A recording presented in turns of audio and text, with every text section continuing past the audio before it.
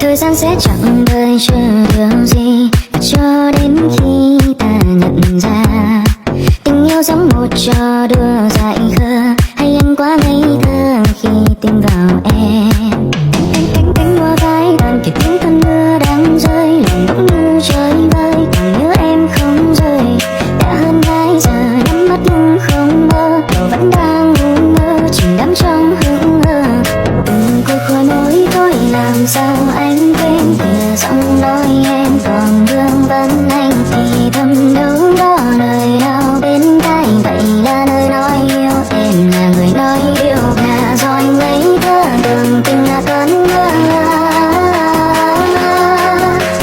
là do anh ngây thơ tưởng tình là cơn mơ.